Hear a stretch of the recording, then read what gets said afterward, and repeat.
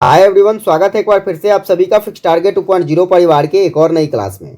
जितने भी student Mithila university से डिग्री पार्ट थर्ड का एग्जामिनेशंस दे रहे हैं तो आप लोग इस पूरी क्लास को ध्यान से देखना, क्योंकि आज के इस क्लास में चाहे आपका साइंस स्ट्रीम हो, आर्ट स्ट्रीम हो या फिर कॉमर्स स्ट्रीम हो, आप सभी के लिए मैं आपको जनरल एंड इन्वायरमेंटल स्टडी से 100 ऑब्जेक्टिव क्वेश्चंस कराने वाला हूं, जो कि 2022 के एग्जाम में पूछा गया है। ठीक है, और देखिए यहाँ से बहुत सारे क्वेश्चंस ऐसे भी होंगे जो रिपीट करके आपसे पूछी जा सकती है, तो आप लोग पूरी क्लास को ध्यान से देखिएगा। यहाँ से बहुत सारे क्वेश्चंस आपके पेपर में आने वाले हैं। कौन कौन से क्वेश्चंस आने वाले मैं आपको जरूर बता दूंगा। पूरी क्लास को बस अंत तक देखिएगा। अगर उससे भी ना हो तो दोगुना स्पीड पर ले जाइए इसे, और क्या करिए तो कान में ईयरफोन लगा के आप बड़ी आराम से सुनने की कोशिश कीजिएगा, आपको सारा प्रश्न याद हो जाएगा। तो चलिए फटाफट से हम लोग क्लास को स्टार्ट करेंगे। क्वेश्चंस की तरफ बढ़ने से पहले छोटा सा काम करना है, चैनल पर नए सब्सक्राइब करके नोटिफिकेशन बेल को ऑन कर लीजिए, क्लासेस को एक लाइक करके और अपने सभी फ्रेंड को जरूर शेयर कर दीजिएगा। ठीक है, चलिए बढ़ते हैं क्वेश्चंस की तरफ और बारी बारी से क्वेश्चंस को देखते हैं। सबसे पहला क्वेश्चन क्या कहता है, देखो पहला क्वेश्चन है, अंतरराष्ट्रीय बुकर पुरस्कार पाने वाला जो है पहली हिंदी कृति कौन सी है। तो अंतरराष्ट्रीय बुकर पुरस्कार पाने वाला पहली हिंदी कृति रेत समाधि है। आईपीएल 2022 के विजेता, तो यहां पर याद रखेंगे गुजरात टाइटंस जो है, यह गुजरात टाइटंस 2022 का खिताब जीता था आईपीएल का। वहीं पर बात कर ले कि रनर टीम कौन सी रही थी, यानी कि गुजरात टाइटंस ने किस टीम को हरा करके यह खिताब जीता था, आपको कमेंट करके बताना है। वहीं पर बात कर लेते हैं बिहार के कला और संस्कृति मंत्री, तो बिहार के कला और संस्कृति मंत्री आलोक रंजन, जिसको 2022 में बनाया गया था। आगे देखिएगा क्वेश्चंस 2022 के अकॉर्डिंग अगर बात करें तो नीतीश कुमार बिहार के डैशवें नंबर के मुख्यमंत्री, तो 23वें नंबर के, और 2022 में होंगे तो अभी भी होंगे। ठीक है, तो 23वें नंबर के अभी प्रेजेंट में क्या है तो मुख्यमंत्री हैं। आगे देखेंगे अगला क्वेश्चन क्या कहता है, तो अगला क्वेश्चन कहता है बिहार के किस जिले में स्वर्ण भंडार मिला है। ये कब की बात है तो 2022 में। ठीक है, 2022 में बिहार के किस जिले में स्वर्ण भंडार मिला, तो आपको याद रखना है जमुई में, क्योंकि ये करंट का क्वेश्चन है। आगे देखेंगे, स्टार लगाइए, छपने वाला क्वेश्चन है, और ये क्वेश्चन जरूर याद रखोगे कि पटना विश्वविद्यालय की स्थापना तो 1971 ईस्वी में पटना विश्वविद्यालय की स्थापना होती है।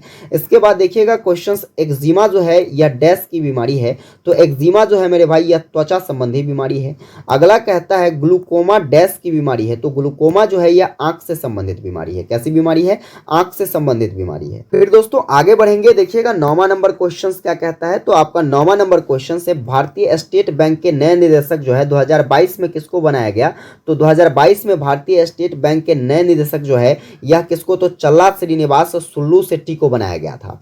आगे देखिएगा क्वेश्चन कहता है संतु मुखोपाध्याय किस क्षेत्र से संबंधित है, तो स्टार लगाइए, पूछी जा सकती है। संतु मुखोपाध्याय जो है यह सिनेमा से संबंधित है।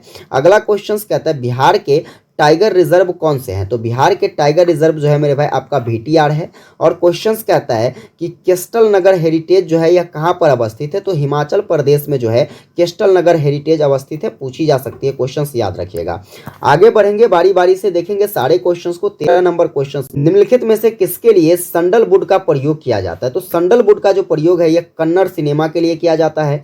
आगे क्वेश्चंस कहता है किस राज्य में सशस्त्र बल विशेष शक्ति वाले कानून को अगले 6 माह के लिए क्या किया गया, तो बढ़ाया गया। ये कब, 2022 की बात है, क्योंकि ये करंट का क्वेश्चन है। और 2022 में जो है यह असम के, ठीक है, असम सशस्त्र बल के क्या कहते हैं कानूनी शक्ति को जो है ये क्या किया गया था, तो 6 माह के लिए बढ़ाया गया था। अगला क्वेश्चन कहता है कि विश्व के किस राज्य में सबसे लंबा मेट्रो रेल नेटवर्क है, तो आपको याद रखना है संघाई में। कहां पर, संघाई में जो है यह विश्व का सबसे लंबा मेट्रो रेल नेटवर्क है। नेक्स्ट क्वेश्चन कहता है कि भारतीय सशस्त्र बल का क्वांटम कंप्यूटिंग प्रयोगशाला जो है यह कहां पर अवस्थित है, तो सिंपली याद रखोगे भारतीय सशस्त्र बल का क्वांटम कंप्यूटिंग प्रयोगशाला जो है यह कहां पर, तो मध्य प्रदेश में हो जाएगा। ठीक है, नेक्स्ट बढ़ेंगे, अगला क्वेश्चन देखिएगा 17 नंबर क्वेश्चन क्या कहता है, इनमें से कौन सा राज्य या केंद्र शासित प्रदेश है जिसके पास सुशासन सूचकांक है, तो जम्मू कश्मीर के पास जो है सुशासन सूचकांक है। आगे बढ़िएगा, क्वेश्चन कहता है जनवरी 2022 के अनुसार सुकन्या समृद्धि योजना का ब्याज दर कितना था, तो सुकन्या समृद्धि योजना का ब्याज दर जनवरी 2022 के अनुसार 7.6% है। आगे बढ़िएगा, क्वेश्चन कहता है प्रसिद्ध गंगा सागर मेला किस राज्य में, तो सिंपली याद रखोगे पश्चिम बंगाल में जो है गंगा सागर मेला लगता है। आगे क्वेश्चन कहता है किस वैश्विक संघ ने परमाणु युद्ध के खिलाफ क्या किया था, तो आवाज उठाया था। तो सिंपली याद रखोगे यूएनएससी के द्वारा जो है परमाणु युद्ध के खिलाफ क्या किया गया था, तो आवाज उठाया गया था। आगे बढ़ेंगे, क्वेश्चंस देखिएगा क्या कहता है। 21 नंबर क्वेश्चन देखिए, किस सार्वजनिक क्षेत्र की अलका मित्तल प्रथम महिला निदेशक। यहाँ पर क्वेश्चंस आपसे पूछा जा सकता है कि 2022 में, कब, 2022 में जो है अलका मित्तल को प्रथम महिला निदेशक बनाया गया, किसका। तो सिंपली याद रखोगे ओएनजीसी का जो है पहली महिला निदेशक कब किसको बनाया गया, तो अलका मित्तल को 2022 में बनाया गया। आगे क्वेश्चंस कहता है किस संस्था ने युवा पुरस्कार तथा बाल साहित्य पुरस्कार की घोषणा किया है। तो सिंपली याद रखोगे किसके, साहित्य अकादमी ने जो है यह किसके लिए, तो युवा पुरस्कार और बाल साहित्य पुरस्कार की घोषणा करी है। आगे देखेंगे क्वेश्चंस क्या कहता है। 23 नंबर क्वेश्चंस आपका है। 23 नंबर क्वेश्चंस देखिए, कहता है टेकुला नामक मछली जो है, कौन सी मछली, टेकुला नामक मछली जो विलुप्त हो चुकी है उसे किस देश में फिर से पाया गया। तो फिर से जो दोस्तों पाया गया है वह कहाँ पर, तो यहाँ पर याद रखिएगा मैक्सिको में जो है इस मछली को फिर से पाया गया है। किस देश ने सिमोरर्ग सैटेलाइट क्या कहते हैं कैरियर रॉकेट बनाया। तो सिमोरर्ग सैटेलाइट कैरियर रॉकेट जो है यह किस देश के द्वारा, तो ईरान के द्वारा बनाया गया। आगे किस क्वेश्चंस कहता है किस मंत्रालय ने पढ़े भारत शुरू किया है। तो पढ़े भारत शुरू किया गया है किसके द्वारा, तो सिंपली याद रखोगे शिक्षा मंत्रालय के द्वारा, क्योंकि यह शिक्षा से संबंधित है तो शिक्षा मंत्रालय के द्वारा ही क्या किया जाएगा, शुरू किया जाएगा। आगे क्वेश्चंस कहता है देखिए, स्माइल योजना किस केंद्रीय मंत्रालय ने प्रारंभ किया है। तो स्माइल योजना जो है यह सामाजिक न्याय एवं सशक्तिकरण मंत्रालय के द्वारा प्रारंभ किया गया। आगे देखेंगे क्वेश्चन 27 नंबर क्या कहता है। क्वेश्चन है अत्यंत साधारण रासायनिक पदार्थ जिसका उपयोग आम को पकाने के लिए किया जाता है। तो आम को पकाने के लिए कैल्शियम कार्बाइड का प्रयोग किया जाता है। इसके बाद क्वेश्चन कहता है कि डाल्टन नाम किस चीज से जुड़ा हुआ है। तो डाल्टन जो है यह किस चीज से जुड़ा हुआ है, तो मेरे भाई एटम से जुड़ा हुआ है। किससे, एटम से जुड़ा हुआ है। आगे क्वेश्चंस देखेंगे, कहता है हाइपो क्या है। तो हाइपो जो है मेरे भाई यह क्या है, तो सोडियम थायोसल्फेट क्या है, तो यह इसको हाइपो कहते हैं। आगे क्वेश्चंस देखिएगा क्या कहता है, देखो सी अम्ल का मुख्य अवयव है। तो अम्ल का मुख्य अवयव यहाँ पर क्या हो जाएगा, हाइड्रोजन हो जाएगा, क्योंकि अम्ल में क्या होता है H+ आयन होता है। तो मुख्य अवयव क्या हो जाएगा, हाइड्रोजन हो जाएगा। आगे कहता है इंसुलिन का प्रयोग डैश के उपचार के लिए। तो मधुमेह रोग के यानी कि डायबिटीज के, किसके लिए, डायबिटीज के इलाज के लिए इंसुलिन हार्मोन का प्रयोग किया जाता है।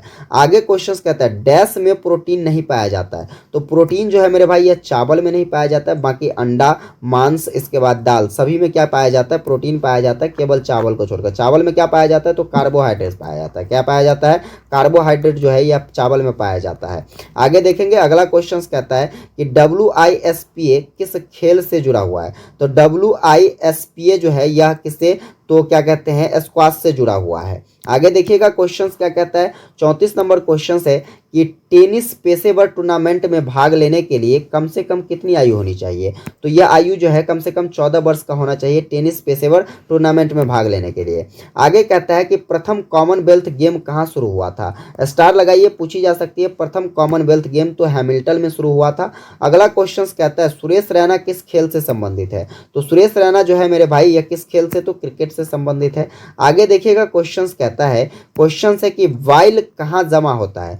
तो वाइल जो है मेरे भाई यह कहाँ पर जमा होता है, तो आपको याद रखना है क्या कहते हैं, गॉल ब्लैडर में जो है वाइल जमा होता है। आगे देखेंगे अगला नंबर क्वेश्चन क्या कहता है। तो आपका अगला नंबर क्वेश्चन है कूनो राष्ट्रीय, ठीक है, कूनो राष्ट्रीय उद्यान जो है यह कहाँ पर अवस्थित है। तो आपका यहाँ क्या हो जाएगा, मध्य प्रदेश में कूनो राष्ट्रीय उद्यान अवस्थित है। अगला क्वेश्चन क्या कहता है। अगला क्वेश्चन कहता है कि हार्नबिल पर्व किस राज्य या केंद्र शासित प्रदेश में मनाया जाता है। तो यह कहाँ पर, तो नागालैंड में मनाया जाता है हार्नबिल, ठीक है। आगे देखिएगा अगला क्वेश्चन क्या कहता है। तो अगला क्वेश्चन कहता है एक्वामैप किस संस्था से जुड़े हुए हैं। तो एक्वामैप जो है मेरे भाई यह किससे जुड़ा हुआ है, IIT मद्रास से जुड़ा हुआ है। आगे देखेंगे अगला क्वेश्चन क्या कहता है। तो आपका 41 नंबर क्वेश्चन है कि भारत का पहला सबसे बड़ा हरित हाइड्रोजन संयंत्र किस राज्य में लगा। तो यह कहां पर, असम में लगा था, ठीक है। अगला क्वेश्चन स्पेस लॉन्च सिस्टम एक क्या कहते हैं फ्लैगशिप है, वह किस देश का है। तो यह मेरे भाई अमेरिका का है। स्पेस लॉन्च सिस्टम जो है एक फ्लैगशिप, यह किस देश का है, तो अमेरिका का है।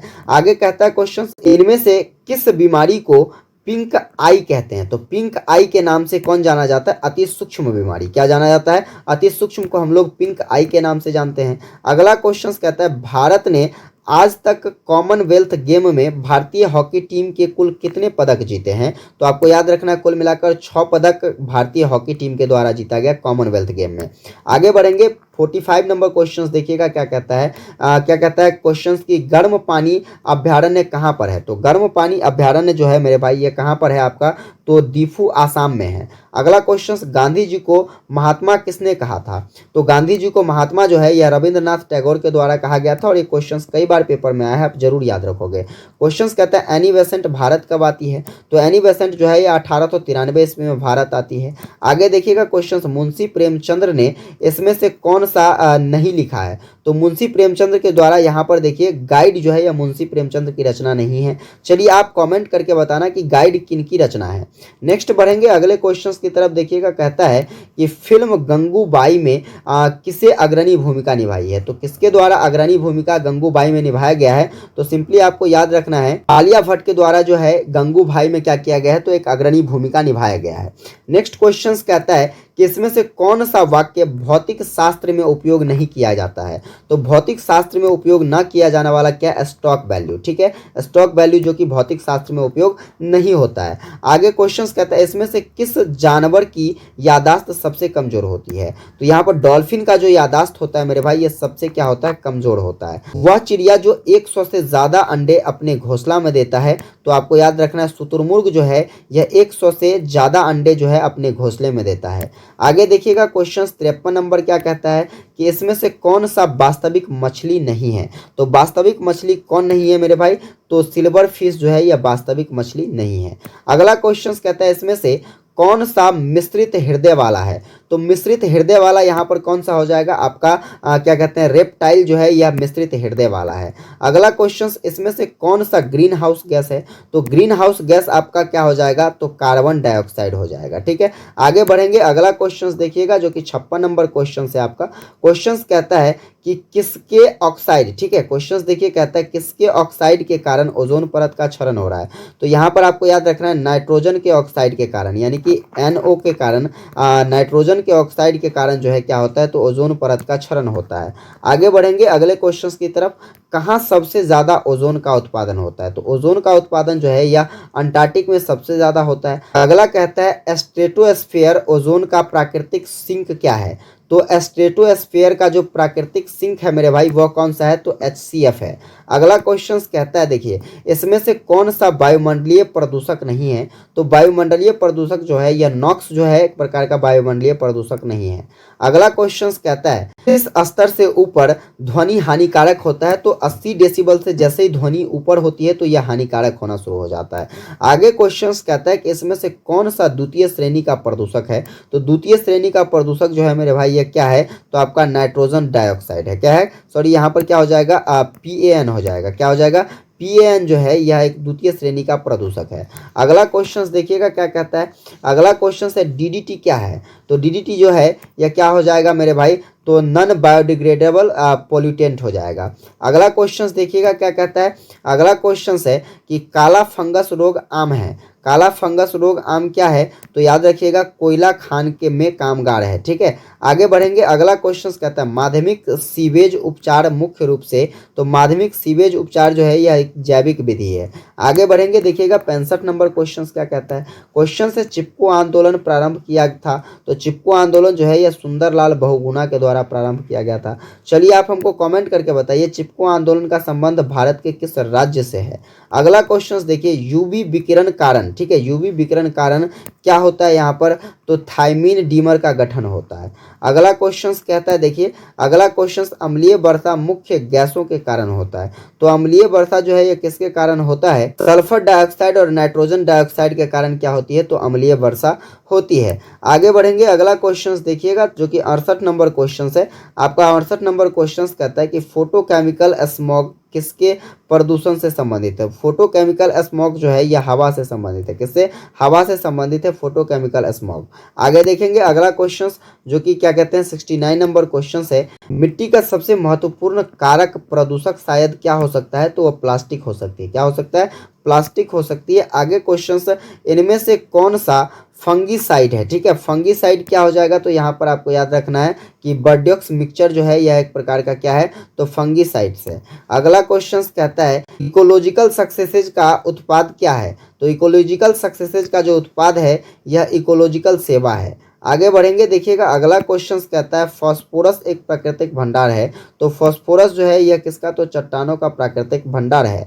आगे बढ़ेंगे, अगला क्वेश्चन देखिएगा, अगला क्वेश्चन आपका क्या कहता है कि जीव मंडल में निम्नलिखित शामिल है, तो जीव मंडल में क्या शामिल है, इसमें से सभी शामिल है, क्योंकि जीव मंडल में देखिए झील भी है, मिट्टी भी है, इसके बाद ठोस अवयव भी है, यानी कि इनमें से सभी हो जाएगा। अगला क्वेश्चन देखिए कहता है मिट्टी में एकल जीवाणु किसके साथ परस्पर किया करता है, तो ये आपको याद रखना है, यह जो है यह किसके साथ किया करता है, तो एक चारों ओर मिट्टी के कण से क्या करता है, तो यह परस्पर किया करता है। आगे बढ़ेंगे, अगला क्वेश्चन क्या कहता है कि पारिस्थितिकी तंत्र का सबसे छोटा इकाई क्या है, तो पारिस्थितिकी तंत्र का सबसे छोटा इकाई बायोस्फीयर है। आगे बढ़ेंगे, देखिएगा अगला क्वेश्चन क्या कहता है 76 नंबर क्वेश्चन, एक पारिस्थितिकी तंत्र में ऊर्जा है, ठीक है। एक पारिस्थितिकी तंत्र में ऊर्जा क्या होता है, तो अवशोषित किया जाता है। अगला क्वेश्चन देखिएगा कहता है मानव जनसंख्या छोटी हो तो किस चीज की संभावना बढ़ती है, तो भाई जनसंख्या में कमी होगी तो क्या होगा, जेनेटिक ड्रिफ्ट में कमी आएगी। आगे क्वेश्चंस क्या कहता है, देखिए अगला क्वेश्चंस कहता है मध्य चरण में बढ़ती जनसंख्या वृद्धि है, तो मध्य चरण में बढ़ती जनसंख्या वृद्धि क्या है, तो अधिकतम वृद्धि हुआ है, ठीक है। आगे बढ़ेंगे, देखिएगा अगला क्वेश्चंस क्या कहता है, क्वेश्चन से 2011 की जनगणना के अनुसार, किसके अनुसार, 2011 की जनगणना के अनुसार वार्षिक घातीय वृद्धि दर क्या है, तो सिंपली इसका सही आंसर क्या हो जाएगा, ऑप्शन नंबर बी 1.45% हो जाएगा। आगे बढ़िएगा क्वेश्चंस पर, देखिएगा अगला नंबर क्या है, तो 80 नंबर क्वेश्चंस आपका मेरे भाई कि भारत में जनसंख्या वृद्धि को किसको, भारत में जनसंख्या वृद्धि को नियंत्रित करने की क्या आवश्यकता है, तो भारत में जनसंख्या वृद्धि को नियंत्रित करने की जो आवश्यकता है यह किससे संबंधित है, तो लोगों के जीवन स्तर में सुधार लाने से संबंधित है। आगे बढ़ेंगे, देखिएगा 81 नंबर क्वेश्चन क्या कहता है, 81 नंबर क्वेश्चन से मेरे भाई कि बिना जले कार्बन, क्या कहता है, बिना जले कार्बन कण डैश का कारण होता है, तो यह जो है यह किसका कारण होता है, तो श्वसन संबंधी समस्या का कारण होता है। अगला क्वेश्चन कहता है भारत का पहला खुला विश्वविद्यालय, लगाओ स्टार क्वेश्चन पर, और पूछी जा सकती है कि भारत का पहला खुला विश्वविद्यालय कब खुला था, तो सिंपली याद रखना 1982 ईस्वी में जो है भारत का पहला खुला विश्वविद्यालय ओपन हुआ था। अगला क्वेश्चन कहता है कि उच्च शिक्षा पर अभी भी प्रभुता है, तो उच्च शिक्षा पर प्रभुता क्या है, तो भाई अंग्रेजी जो है यह उच्च शिक्षा पर अभी भी प्रभुता है, अंग्रेजी को क्या कर देना चाहिए, तो अनिवार्य कर देना चाहिए। आगे बढ़ेंगे, देखिएगा 84 नंबर क्वेश्चन क्या कहता है कि मच्छर किस रोग में जीवाणु लसिका वाहिनिकाओं को प्रेरित करता है, तो मच्छर जो है यह क्या कहते हैं एलिफेंटियासिस से संबंधित है, जो कि क्या करता है, तो रोगाणु लसिका वाहिनियों को प्रेरित करता है। आगे क्वेश्चन कहता है डैश उत्प्रेरक पदार्थ, ठीक है, तो डैश उत्प्रेरक पदार्थ यानी कि क्या हो जाएगा यहाँ पर एम्फेटामिन जो है या क्या है, तो एक प्रकार का उत्तेजक पदार्थ है। आगे 86 नंबर क्वेश्चन देखिएगा, इसमें से कौन सा विषाणु जनित रोग है, तो विषाणु जनित रोग जो है यहाँ पर इन्फ्लुएंजा जो है यह विषाणु जनित रोग है। आगे देखिएगा क्वेश्चन कहता है एंटीवायरल पदार्थ क्या है, तो एंटीवायरल पदार्थ जो है मेरे भाई यह एंटीबॉडी है। आगे बढ़ेंगे, अगला क्वेश्चन देखिएगा 88 नंबर क्वेश्चन कहता है अफीम मादक दवाएं हैं, तो अफीम मादक जो है यह किसकी दवाएं हैं, तो एनाल्जेसिस की दवाएं हैं। आगे क्वेश्चन कहता है देखिए हाइपोकॉन्ड्रिया को डैश भी कहा जाता है, तो हाइपोकॉन्ड्रिया को क्या कहा जाता है, स्वास्थ्य चिंता कहा जाता है। आगे क्वेश्चन विश्व वन दिवस कब मनाया जाता है, तो मेरे भाई 21 मार्च को विश्व वन दिवस मनाया जाता है। आगे क्वेश्चन कहता है जब बम्बई प्राकृतिक इतिहास समाज प्रारंभ हुआ था, तो बम्बई प्राकृतिक इतिहास समाज जो है यह कब प्रारंभ होता है, तो आपको याद रखना है 1883 ईस्वी में। आगे बढ़ेंगे, देखिएगा क्वेश्चन कहता है कि स्कूली बच्चों, ठीक है, स्कूली बच्चों को पर्यावरण के बारे में शिक्षित करने का सबसे अच्छा तरीका क्या है, तो सबसे अच्छा तरीका जो है मेरे भाई ये कौन सा हो जाएगा आपका, तो देखिए यहाँ पर प्रोजेक्ट स्क्रीन में पर्यावरण के चित्र और वीडियो बनाना, ये सबसे सफल हो जाएगा, ठीक है। आगे देखिएगा क्वेश्चन 93 नंबर कहता है कि संयुक्त परिवार क्या है, तो संयुक्त परिवार जो है मेरे भाई यह क्या है, तो एक अविभाजित परिवार कहलाता है। आगे 94 नंबर क्वेश्चन देखिएगा, जो कि अब हम लोग आखिरी पड़ाव की तरफ बढ़ रहे हैं। 94 नंबर क्वेश्चन है कि 2013 की रिपोर्ट के अनुसार डैश कि दुनिया में HDI रैंक 135 रहा है। तो HDI रैंक के से संबंधित 135 बात करें तो भारत, ठीक है, भारत को 135वां रैंक प्राप्त होता है। आगे क्वेश्चंस कहता है, देखिए उद्योगों की जननी किस खनिज को कहा जाता है? तो उद्योगों की जननी जो है यह लोहा को कहा जाता है। किसको? लोहा को उद्योगों की जननी कहा जाता है।